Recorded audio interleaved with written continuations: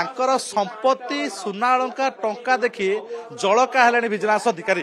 ଏ ଦୃଶ୍ୟ ଆପଣ ଦେଖନ୍ତୁ, ସୁନା ବିସ୍କେଟ ଥୁଆ ହେଇଛି, ସୁନା ହାର ଥୁଆ ହେଇଛି, ସୁନା ବାଉଟି ଥୁଆ ହେଇଛି, ସୁନା ଯୋଉ ଅଣ୍ଟା ବିଛା ଥୁଆ ହେଇଛି। ଇଏ ଆପଣ ଦେଖୁଛନ୍ତି ବର୍ତ୍ତମାନ କେବଳ ସୁନା ହାର ଅଳଙ୍କାର ନୁହେଁ, 500 ଟଙ୍କିଆ ବଣ୍ଡଲ ଟଙ୍କା ଆପଣ ଦେଖୁଛନ୍ତି। ଇଏ ପାଖାପାଖି 10 ଲକ୍ଷ ଟଙ୍କାର ঊର୍ଦ୍ଧ୍ବ ଟଙ୍କା ନଗଦ ଅର୍ଥ ଏବଂ ସୁନା ଅଳଙ୍କାର ଦେଖି ତାଜୁବ ହେଇଗଲେଣି ଭିଜିଲାନ୍ସ ଅଧିକାରୀ। ରୂପାର ଗ୍ଲାସ, ରୂପାର ଗିନାରେ କୁଆଡେ ବାବୁ ଖାଉଥିଲେ, ଏଭଳି ଭାବରେ ଏତେ ସମ୍ପତ୍ତି ସେ ଠୁଳ କରିଛନ୍ତି। ପ୍ରଦୀପ ମହାନ୍ତି ଭୁବନେଶ୍ୱରରେ ଆରଟିଓ ଥିଲେ, ଭୁବନେଶ୍ୱରରୁ କଟକ ଯାଇଛନ୍ତି ଷ୍ଟେଟ୍ ଟ୍ରାନ୍ସପୋର୍ଟ ଅଥରିଟିର ଡେପୁଟି କମିଶନର ଦାୟିତ୍ୱରେ। ତେଣୁ ଏତେ ଟଙ୍କା ସେ କେଉଁଠୁ ଆଣିଲେ ତାକୁ ନେଇ ଭିଜିଲାନ୍ସ ଯେତେବେଳେ ଖୋଳତାଡ଼ କରୁଥିଲା ଆୟ ବହିର୍ଭୂତ ସମ୍ପତ୍ତି ଠୁଳ ଅଭିଯୋଗରେ, ସେତିକିବେଳେ ଏହି ସମ୍ପତ୍ତି ମିଳିଛି। ଏବଂ ଇଏ ମାତ୍ର 3 ଘଣ୍ଟା ଭିତରେ 7ଟା ବେଳେ ଭିଜିଲାନ୍ସ ରେଡ୍ କଲେ ଏବଂ 3 ଘଣ୍ଟା ଭିତରେ ଏତିକି ସମ୍ପତ୍ତି ମିଳିଲାଣି। ଏବଂ ଏ ସମ୍ପତ୍ତି ବାଦ ତାଙ୍କର ଯୋଉ 9ଟି ସ୍ଥାନରେ ରେଡ୍ କରାଯାଉଛି ସେଠୁ ଆହୁରି କେତେ ବାହାରିବ। ଇଏ ଥିଲା ତାଙ୍କ ରେସିଡେନ୍ସ।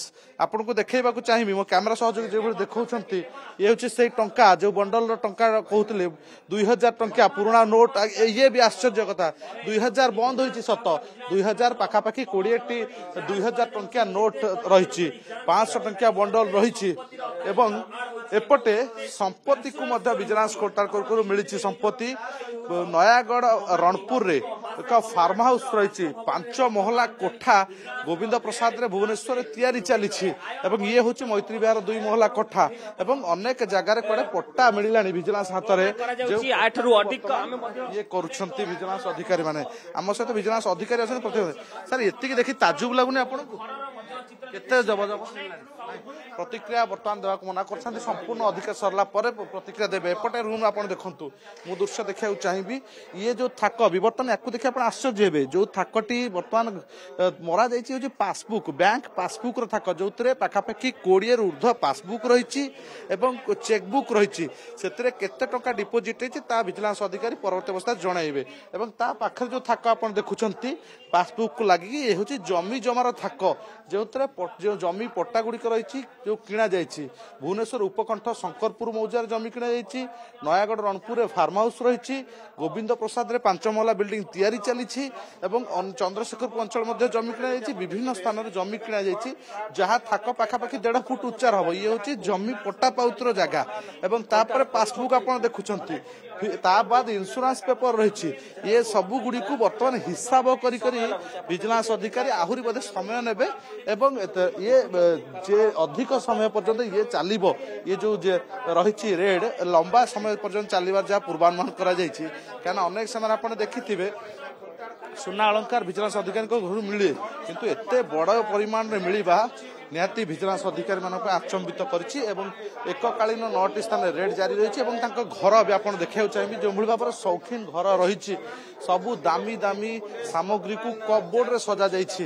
ତେଣୁ ନିହାତି ଏ ଘର ଦେଖିକି ମଧ୍ୟ ଆଶ୍ଚର୍ଯ୍ୟ ଲାଗୁଛି, ଯେଉଁଭଳି ଟଙ୍କା ଏ ଘରେ ବିନିଯୋଗ ହୋଇଛି, ଇଣ୍ଟେରିୟର କାମ ହୋଇଛି। ଏବଂ ମୋ କ୍ୟାମେରା ସହଯୋଗୀ ପ୍ରଶାନ୍ତକୁ କହିବି ଦେଖାଇବା ପାଇଁ, ଇଏ ହେଉଛି ତାଙ୍କ ଇଣ୍ଟେରିୟର, ଯେଉଁଥିରେ ଗୋଲ୍ଡ ଲାଗି ଏଠି ସଜାଯାଇଛି। ଏଠି ମଧ୍ୟ ରୂପା ସାମଗ୍ରୀ ରହିଛି, ଯେଉଁ ମୂର୍ତ୍ତି ଗୁଡ଼ିକ ରହିଛି, ଗଣେଶ ଠାକୁରଙ୍କର, କୃଷ୍ଣଙ୍କର ମୂର୍ତ୍ତି ରହିଛି ସିଏ। ଏବଂ ଏପଟେ ଦେଖନ୍ତୁ ତାଙ୍କ କପବୋର୍ଡ କେଉଁଭଳି ଭାବରେ ଡିଜାଇନ କରାଯାଇଛି, ତାଙ୍କ କିଚେନ୍ ରହିଛି।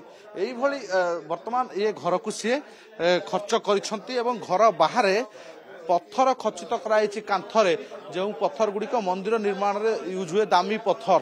ତେଣୁ ଏଥିରୁ ଜଣାପଡ଼ୁଛି। ଏବଂ ଇଏ ଦେଖନ୍ତୁ ଲିଷ୍ଟିଂ କରାଯାଉଛି, ସମ୍ପତ୍ତି ବିବର୍ତ୍ତନ ଇଏ ଲିଷ୍ଟିଂ କରାଯାଉଛି।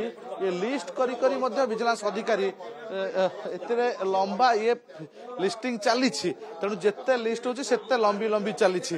ତେଣୁ ଇଏ ବାବୁ ଜଣକ ବାହାରୁ ଦେଖିବାକୁ ଯେତିକି ନିରୀହ ଥିଲେ, ଭୁବନେଶ୍ୱର ଆରଟିଓରେ ଆମେ କାମ କରିଛେ, ତାଙ୍କର ପ୍ରତିକ୍ରିୟା ଆମେ ଶୁଣେ, କିନ୍ତୁ ଯେତିକି ନିରୀହ ଦେଖାଯାଆନ୍ତି ହୁଏତ ସେତିକି ନିରୀହ ନୁହନ୍ତି, ଯେଉଁଥିପାଇଁ ଏତେ ଟଙ୍କା ସିଏ ଠୁଳ କରିଥିଲେ। କିନ୍ତୁ କଥା ହେଉଛି କେତେ ସନ୍ତୋଷଜନକ ଉତ୍ତର ସେ ଭିଜିଲାନ୍ସ ଅଧିକାରୀଙ୍କ ପାଖରେ ଦଉଛନ୍ତି ଯେ ଟଙ୍କା କେଉଁଠୁ ଆଣିଲେ, କେମିତି ଠୁଳ କଲେ।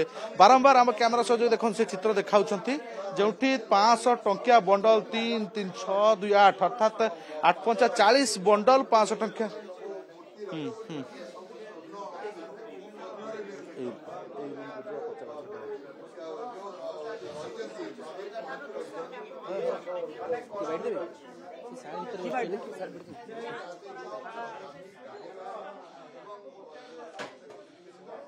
बिल्कुल आम निहाती चेष्टा करिया प्रदीप महांती प्रतिक्रिया प्रदीप महांती परिवार सदस्य रही जहाँ को उपस्थित रे ये खोलताड़ जारी रही प्रति घर को तन्न तन्न कर जांच कर विजिलेंस अधिकारी कहीं जी संपत्ति मिलूँ ये सब गुड़िक ताजुब करुच्ची तेणु आम चेष्टा करिया प्रदीप महांती प्रतिक्रिया जेहेतु प्रदीप महांती एठारे नहांती परिवार सदस्य रही जो उपस्थित रे ये खोलताड़ जारी रही।